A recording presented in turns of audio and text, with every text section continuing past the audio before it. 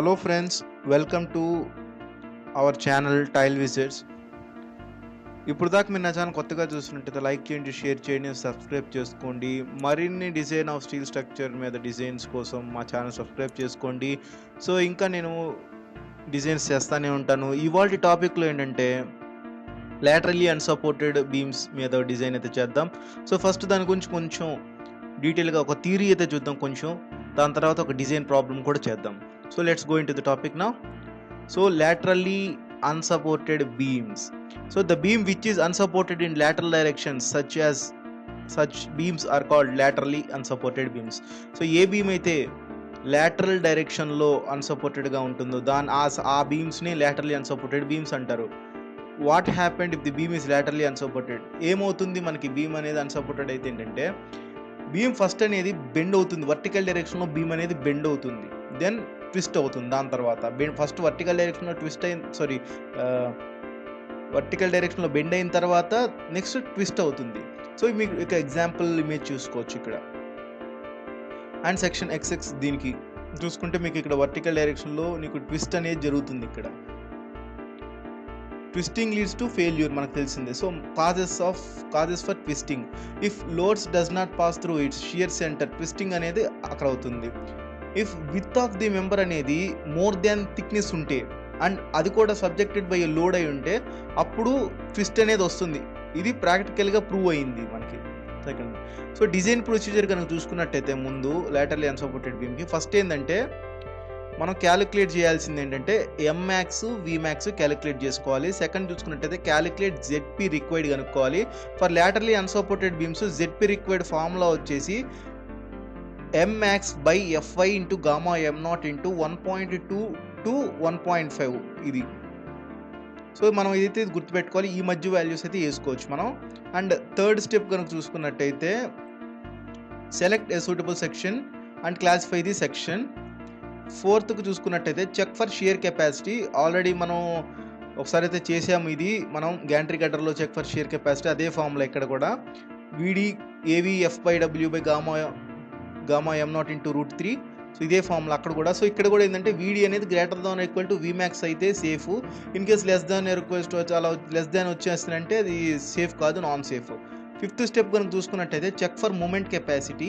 So ఈ moment కెపాసిటీకి ఏంటంటే మనం క్లాస్ నెంబర్ 8.2.2కి రిఫర్ అవ్వాలి, IS 800 2007 కోడ్ బుక్లో. అండ్ ఇక్కడ ఎండి వాల్యూ ఫార్ములా ఏంటంటే beta B ZP FBD value, ఇది ఫార్ములా. దానికి ఆల్రెడీ ఫార్ములా ఇదే ఉంటుంది అక్కడ, nothing to more. So just దాని గురించి బ్రీఫ్గా ఇస్తారు అంతే, ఇదే ఫార్ములా మ్యాక్సిమం అక్కడ ఉన్న. ఆల్సో మీరు రిఫర్ అయితే అవ్వండి IS 800 కోడ్ బుక్ని. అండ్ ఇక్కడ FBD design bending compressive stress కనుక్కోవాలి. FBD అనేది calculated by using the formula by tables. So మీకు ఒకసారి చూపిస్తాను టేబుల్స్ అనేవి ఇలా ఉంటుంది ఫ్రెండ్స్, మీకు టేబుల్స్ అనేవి. సో ఇలా ఉంటుంది. సో ఇలాంటి టేబుల్స్ ఏంటంటే మీరు కనుక్కోవాలి ఇక్కడ.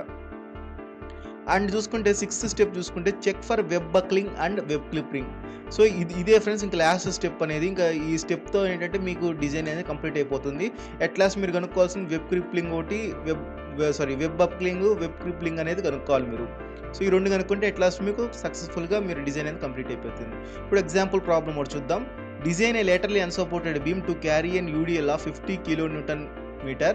The span of the beam is 1.5 meter. So ఇచ్చిన సపోర్ట్ ఏంటంటే సింప్లీ సపోర్టెడ్ బీమ్ ఇచ్చారు. అజ్యూమ్ FE 410 గ్రేడ్ స్టీల్ అన్నారు.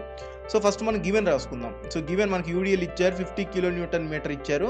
అండ్ ఫ్యాక్టెడ్ UDL అన్నారు, వాళ్ళు ఆల్రెడీ మెన్షన్ చేశారు ఇక్కడ. సో UDL వచ్చేసి ఫ్యాక్టెడ్ UDL అంటే UDL ఆల్రెడీ మనకి ఏంటంటే 50 kN అన్నాడు, అది మామూలుది. ఇక్కడ ఫ్యాక్టెడ్ చేయాలి, దానికి ఇంటూ 1.5 ఫ్యాక్టర్ ఆఫ్ సేఫ్టీ వేస్తాం. సో వేసిన తర్వాత మనకు వచ్చేసి 75 kN/m. So simply supported beam కాబట్టి ఒక సింప్లీ సపోర్టెడ్ బీమ్ అయితే వేస్తాము. సో UDL అనేది టాప్ వేసాము. ఇక్కడ చూసుకున్నట్టయితే 75 kN వేసాము. ఇక్కడ 1.5 మీటర్ స్పాన్ లెంత్. అండ్ చూసుకుంటే స్టెప్ 1కి వెళ్దాం. మనం ఆల్రెడీ ఇన్ ద ప్రొసీజర్ చూసుకున్నాం, calculate M max and V max. So M max అంటే V max. So for simply supported beam maximum bending moment formula ఏంటంటే WL2/8. ఇది అందరికీ తెలిసింది మనకి. దానికి చేస్తే ఏంటంటే మనం ఆల్రెడీ అన్ని వాల్యూస్ మన దగ్గరే ఉన్నాయి కాబట్టి సబ్స్టిట్యూట్ అయితే చేసుకుంటే మనకు ఆల్రెడీ ఆన్సర్ ఎంత వచ్చింది, 21.09 kN వచ్చింది. So maximum shear force value ఏంటంటే WL/2 మనకు తెలిసిందే. ఏదైతే ఈ సింప్లీ సపోర్టెడ్ బీమ్కి ఉందో దాని ఫార్ములా అయితే WL/2. So is equals to 75 into 1.5/2. So ఇది చాలామందికి ఒకవేళ ఇది ఎవరికైనా తెలియకపోతే కింద అయితే కామెంట్ చేయండి ఇది ఎలా వచ్చింది ఈ ఫార్ములాలు అనేవి. సో దాని గురించి కూడా నేను ఒక వీడియో అయితే చేస్తాను మీకోసం. సో దాని total answer shear force maximum shear force answer వచ్చేసి 56.25 కిలోన్యూటన్ వచ్చేసింది. సో ఫస్ట్ స్టెప్ ఇక్కడతో కంప్లీట్ అయిపోయింది మనకి. సో సెకండ్ స్టెప్ వద్దాం. సెకండ్ స్టెప్లో ఏం చెప్పాము మనం ఇందాక క్యాలిక్యులేట్ జెడ్పీ రిక్వైర్డ్ చెప్పాము. జెడ్పీ రిక్వైర్డ్ ఎలా కనుక్కుంటామో మనం ఆల్రెడీ లాస్ట్లో గ్యాంట్రీ గెటర్లో మీరు ఒకసారి చూస్తే ఐ బటన్లో అయితే మీకు ఇస్తాను గ్యాంట్రీ గెటర్ లింక్ ఒకసారి చూడండి.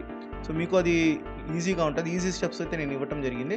సో దానికోసం ఏంటంటే ఇక్కడ ఫార్ములా ఇది 1.2 capital MX divided by f i into gamma M naught. So ఇక్కడ 1.5 అనేది common same formula into MX value 21.09 into 10⁶ divided by 250 into 1.10 divided by 250. So at last మనకు వచ్చిన జెడ్పీ రిక్వైర్డ్ వాల్యూ ఎంత 111.35 ఇంటూ 10³ mm³. సో మనకు వచ్చేసింది. ఇప్పుడు step 3కి వెళ్దాము. స్టెప్ 3 ఏంటి సూటబుల్ సెక్షన్ని సెలెక్ట్ చేసుకోవాలి and classify the section. So మనకు తెలిసిందే స్టీల్ టేబుల్స్ అని ఉంటాయి మనకి. సో చాలామంది స్టీల్ టేబుల్స్ అని ఉంటాయి మీకు. స్టీల్ టేబుల్స్ ప్రతి సెక్షన్స్ స్టీల్ టేబుల్స్లో ఇస్తారు మీకు. సో మీరు స్టీల్ టేబుల్స్ అయితే రిఫర్ చేసుకోండి ఒకసారి మీరు. సో స్టీల్ టేబుల్స్లో నేను తీసుకున్నది ఏంటంటే ISWB 150 17.0 kg/m ఇది తీసుకున్నాను. సో దానికి వచ్చి జెడ్పీ రిక్వైర్డ్ నేను కోడ్ బుక్ లాస్ట్ పేజ్లో ఉంటుంది మనకి, అక్కడ రిఫర్ చేయండి ఒకసారి.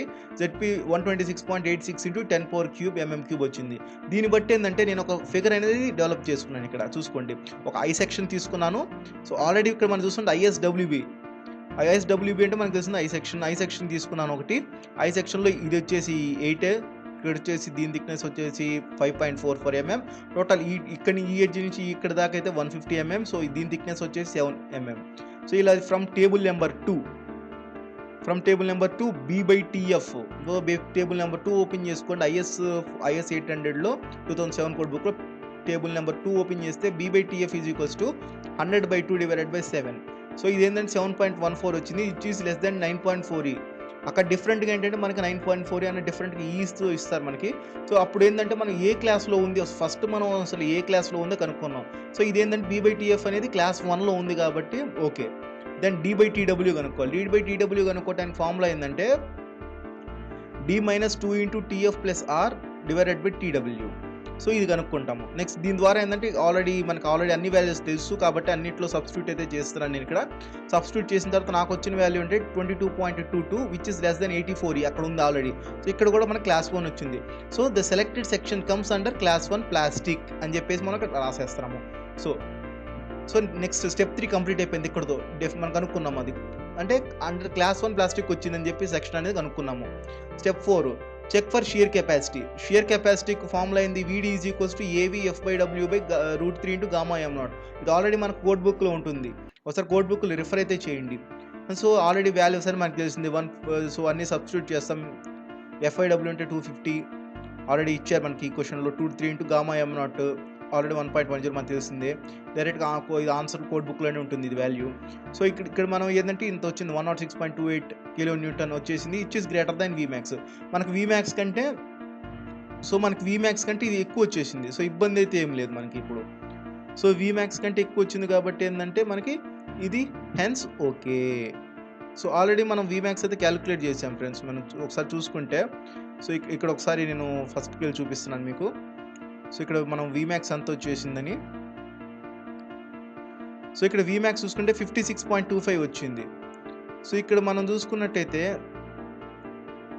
ఇక్కడ ఎంత వచ్చింది మనకి 106.25 ఇట్ ఇస్ గ్రేటర్ దానే కదా. 56 కంటే ఇక్కడ గ్రేటర్ దానే కాబట్టి మనకి హెన్స్ సేఫ్ షియర్కి ఓకే అని అర్థం అక్కడ. Next step 5 check for moment capacity. Moment capacity MD is equals to βB ZP FBD. So βB అంటే 1, ZP అంటే 126.86 ఇంటూ 10³ ఆల్రెడీ మనం ఇందాక మెన్షన్ చేసాం అక్కడ. FBD కనుక్కోవాలి, మనకి FBD వాల్యూ తెలియదు. So by using tables out FBD వాల్యూని క్యాలిక్యులేట్ అయితే చేసుకోవాలి. ఇందాక చూపించాను కదా ఫ్రెండ్స్ నేను మీకు టేబుల్స్. ఆ టేబుల్స్ ద్వారా ఏంటంటే FBD వాల్యూ అనేది మనం కనుక్కోవాలి. దానికోసం ఇంటర్పోలేషన్ అనే ఒక కాన్సెప్ట్ మనం చేయాలి. ఇక్కడ ఇంటర్పోలేషన్ చేసుకుంటా ఆ వాల్యూస్ అనేది తీసుకోవాలి. So to calculate FBD first we have to calculate FCRB అనేది కనుక్కోవాలి. FBD కనుక్కోని ముందు FCRB కనుక్కోవాలి మనం. సో ఏదైతే FCR/B ఏదైతే క్రిటికల్ బర్నింగ్ స్ట్రెస్ ఉందో దాన్ని కనుక్కోవాలంటే ఫస్ట్ టేబుల్ నెంబర్ 4 అనేది మనం విజిట్ అవ్వాలి. సో టేబుల్ నెంబర్ 4 ఎలా ఉంటుందో మీకు ఒకసారి నేను చూపిస్తాను. సో ఇది IS 400 ఉన్న టేబుల్ నెంబర్, IS 800లో ఉన్న IS 8 కోడ్ బుక్లో ఉన్న టేబుల్ నెంబర్ 14 ఇలా కనిపిస్తుంది మీకు. ఇక్కడ FCR, B కనిపిస్తుంది మీకు ఇక్కడ. దీన్ని కనుక్కోవాలంటే ముందు మనం 2 వాల్యూస్ కనుక్కోవాలి. ఒకటి KL/R అనే ఒక వాల్యూ, అండ్ ఇక్కడ కనిపిస్తూ ఉంటుంది H/TF వాల్యూ. ఈ 2 వాల్యూస్ కనుక్కోవాలి. సో ఈ 2 వాల్యూస్ ఎలా కనుక్కోవాలో ఒకసారి మనం మళ్ళీ డిస్కషన్ చేద్దాం ముందు. So KL/R కనుక్కోవాలంటే 1 × 1.5 × 10³ divided by 20.9. ఇది ఆల్రెడీ మన కోడ్ బుక్లోనే అవైలబుల్గా ఉంటాయి దీనికి. సో ఇక్కడ రేడియస్ ఆఫ్ గైరేషన్ వాల్యూ కూడా స్టీల్ బుక్స్లో ఉంటాయి. సో ఇక్కడ మినిమం వాల్యూ తీసుకోవాలి అక్కడ. తర్వాత H/TF అంటే ఇది కూడా ఆల్రెడీ మనకు డైరెక్ట్గా అక్కడ వాల్యూ అయితే ఇస్తారు అక్కడ స్టీల్ టేబుల్స్లోనే. 150/7, సో 21.42 వచ్చింది. సో ఇప్పుడు ఇంటర్పోలేషన్ చేయాలి. ఇంటర్పోలేషన్ ఎలా చేస్తామో సో ఇక్కడ ఆల్రెడీ నేను రాసుకున్నాను, ఇక్కడ రాసుకోండి చూడండి. ఫస్ట్ ఇక్కడ ఏంటంటే ఇక్కడ మనకి ఎంత వచ్చింది, ఫస్ట్ ఇక్కడ KL/R వాల్యూ 71.7 వచ్చింది. సో ఇక్కడ కనుక చూసుకుంటే 71 అంటే ఏంటి, 70కి 80కి మిడిల్లో ఉంది. కాబట్టి ఈ మిడిల్లో కాబట్టి మనకి ఇంటర్పోలేషన్ చేయాలి. ఇక్కడ ఎగ్జాక్ట్గా మనకు తెలియదు కాబట్టి ఇప్పుడు 70 వచ్చేస్తే ఆటోమేటిక్గా ఇక్కడ ఈజీగా సపోర్టింగ్ ఉన్న వాల్యూ తీసుకొని డైరెక్ట్గా ఎక్కిస్తాం. కానీ ఇక్కడ ఏంటంటే ఇక్కడ 71 వచ్చింది. 70కి 80కి మధ్యలో ఉంది కాబట్టి ఇంటర్పోలేషన్ చేయాలి. ఇప్పుడు 70కి 80 మధ్యలో అనుకోవాలి. సో నేను అదే ఇక్కడ అనుకున్నాను. ఇక్కడ చూసుకుంటే 70కి 80కి మధ్యలో ఉంది ఇది. నెక్స్ట్ H/TF కూడా అక్కడే ఉంటుంది, 20-25 మధ్యలో ఉంది. సో ఇక్కడ H/TF చూస్తే 20కి 25 మధ్యలో ఉంది ఇక్కడ. కాబట్టి ఏంటంటే 21 కాబట్టి అది 20కి 25 మధ్యలో ఉంది కాబట్టి ఇక్కడ ఇంటర్పోలేషన్ అయితే చేయాలి. అండ్ ఇక్కడ చూసుకున్నట్టయితే అలాగే రాసుకున్నాను నేను చూసుకుంటే మీరు. సో ఇక్కడ దీనికి ఈక్వలెంట్గా వాల్యూస్ అక్కడ ఆల్రెడీ ఉంటాయి. సో ఇక్కడ చూసుకుంటే 20కి 70కి 562.9 ఉంది. సో అది ఎక్కడ ఉందో చూద్దాము. సో 20 ఎక్కడుంది, ఇక్కడ ఉంది. 562.9 చూసారు ఇక్కడ వాల్యూ సేమ్ వాల్యూయే కదా. ఇక్కడ చూసుకోండి 562.9. అలాగే ఇక్కడ కూడా అలాగే ఉంటుంది. 25కి 70కి ఏ వాల్యూ ఉంది. సో ఇక్కడ 25 ఎక్కడ ఉంది, సో 25 ఇక్కడ ఉంది, అండ్ 70 అనేది ఇక్కడ ఉంది. సో ఇక్కడ 25 చూసుకుంటే 25 చూసుకుంటే 522.9 ఉంది. సో అదే ఇక్కడ రాసాము 522.9. సో అలాగే మీరు 80కి తీసుకోండి, 80కి కూడా అలాగే రాసేయాలి. ఇలా రాసిన తర్వాత కింద క్యాలిక్యులేషన్ ఉంది, ఎలా చేయాలో చెప్తున్నాను. 562.9. సో 562.9లో నుంచి మళ్ళీ 562.9 మైనస్ 455 ఏదైతే 80కి మధ్యలో ఉందో, సో 80కి 20కి మధ్యలో ఉంది. సో ఇక్కడ చూసుకుంటే 80 ఎక్కడ ఉంది, ఇక్కడ ఉంది. 80కి 20కి చూసుకుంటే 20 ఇక్కడ ఉంది.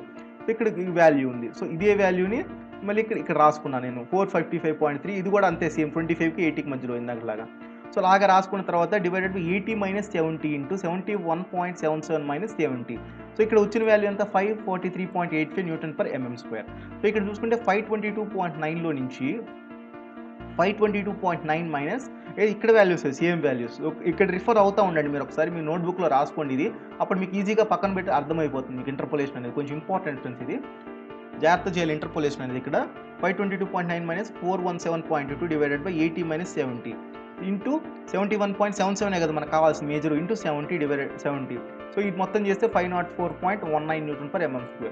సో ఇప్పుడు ఏదైతే ఈ 2 వాల్యూస్ వచ్చేసినాయో, ఈ 2 వాల్యూస్ వచ్చేసినాయి కదా, ఈ 2 వాల్యూస్ని బట్టి మనం ఇప్పుడు క్యాలిక్యులేట్ చేయాలి. ఇప్పుడు answer 543.85 minus 543.85 minus 504.13 divided by 25 minus 30. So 25 minus 30 మధ్యలోనే కదా ఈ 21 పాయింట్ అనేది ఉంది. సో దానికి 21.42లో నుంచి 20 తీసేస్తున్నాము. సో ఇప్పుడు వచ్చేది మనకి FCRB వాల్యూ 532.58 Nm². ఒకసారి చూడండి మీరు క్యాలిక్యులేట్ చేసి ఇంతే వస్తుంది దగ్గరగా. మ్యాక్సిమం పాయింట్ వేరియేషన్ ఏమో ఉండొచ్చేమో, మ్యాక్సిమం ఇంతే వస్తుంది దగ్గరగా.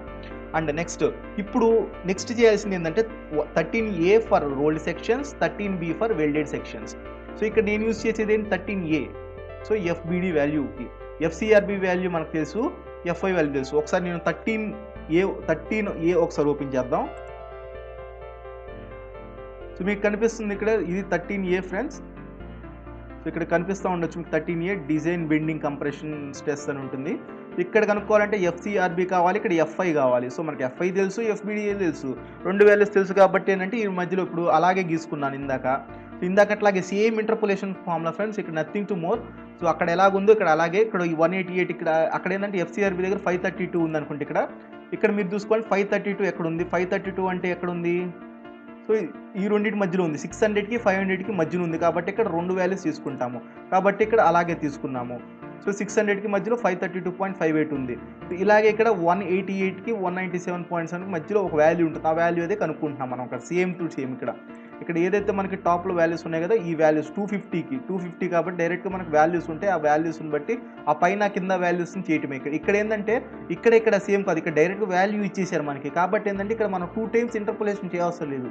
సో 250 దగ్గర మనకి 600కి 500కి మధ్యలో ఏదైతే ఉంటాయో ఆ వాల్యూస్ని చేసేస్తే సరిపోతుంది. మీకు ఇక్కడ చూపిస్తున్నాను చూడండి. 188.6 plus 197.7 minus 188.6 by 600 minus 500. So ఇక్కడ 532.58 మనకు కావాల్సిన వాల్యూ మైనస్ 500 చేసి ఎఫ్బిడి వాల్యూ వచ్చేసింది. సో ఎట్లాస్ట్ ఈ వాల్యూస్ వచ్చిన తర్వాత ఏంటంటే ఎండి మూమెంట్ కనుక్కోవాలి. ఇప్పుడు 1 × 126.86 × 10⁶ ఇంటూ ఏదైతే ఎట్లాస్ట్ మనం కనుక్కోవాల్సింది ఈ వాల్యూ. సో ఆ వాల్యూ పెట్టాను. 24.30 కిలోన్యూటన్ మీటర్ వచ్చేసింది. So it is gotten 21.09 kilometre ఎంమాక్స్కి. ఏదైతే మ్యాక్సిమం బెండింగ్ మూమెంట్ కంటే ఇది ఎక్కువగా ఉంది. So hence okay. Step 6 check for deflection. మన డిఫ్లెక్షన్ తెలుసు, delta max formula 5/384 for simply supported beam, 5/384 WL/4 divided by EI formula. So W అంటే సర్వీస్ లోడ్ ఎంత మనకు సర్వీస్ లోడ్ పెట్టాలి, ఫ్యాక్టరీ లోడ్ పెట్టకూడదు ఎప్పుడైనా గుర్తుపెట్టుకోండి. ఇక్కడ 50 కిలోన్యూటన్ పర్ మీటర్. E వచ్చేసి 2 × 10⁴ newton per mm². So I అంటే moment of inertia 839.1 × 10⁴ mm⁴. So length 1.5 × 10⁵ mm. ఇప్పుడు డెల్టా వాల్యూ అన్ని సబ్స్టిట్యూట్ చేద్దాం. అన్ని సబ్స్టిట్యూట్ చేసిన తర్వాత మనకు అన్ని వాల్యూ సబ్స్టిట్యూట్ చేసిన తర్వాత వచ్చింది 1.96 which is less than span by 240. Span by 240 కంటే తక్కువగా ఉండాలి ఇది.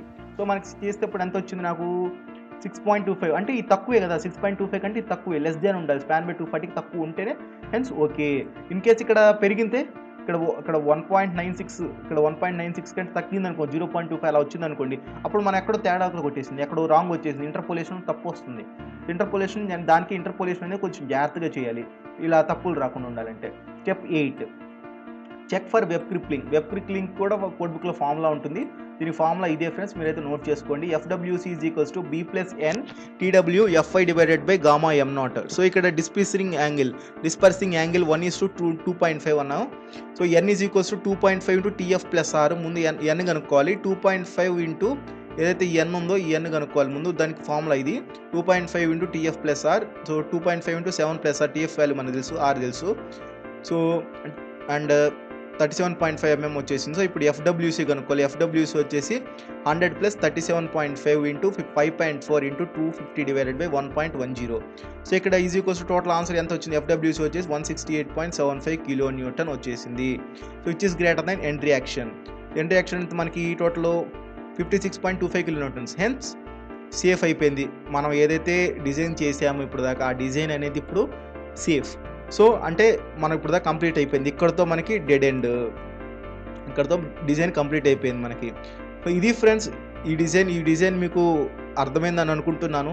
సో ఇన్ కేస్ ఏమన్నా అర్థం కాకపోయినా ఏమన్నా డౌట్స్ ఉన్నా కింద కామెంట్ చేయండి, నేను డెఫినెట్గా మీకైతే రిప్లై ఇస్తాను.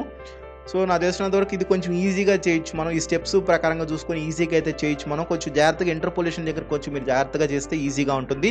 సో ఈ వీడియోని మాత్రం మీకు ఫ్రెండ్స్కి ఎవరికైనా షేర్ చేయండి ఫ్రెండ్స్, వాళ్ళకి యూజ్ అవుతుంది ఇట్లాంటి డిజైన్స్ మీద. సో ఇంకా వేరే డిజైన్స్ అయితే తెస్తూ ఉంటాను సియూ స్ట్రక్చర్స్ మీద. సో వాటి కోసం సబ్స్క్రైబ్ అయితే చేసుకోండి అండ్ బెల్ ఐకాన్ ప్రెస్ చేసుకోండి. నేను వీడియో పెట్టగానే మీకు లేటెస్ట్ ఇన్ఫర్మేషన్ అనేది ముందుగా వస్తుంది, మీరు చూడొచ్చు ముందు నా వీడియోని. అండ్ వీడియోని సబ్స్క్రైబ్ చేసుకోండి, ఛానల్ సబ్స్క్రైబ్ చేసుకోండి అండ్ లైక్ చేయండి వీడియోని అండ్ షేర్ చేసి తప్పకుండా చేయండి. సో థ్యాంక్ యూ, జై హింద్.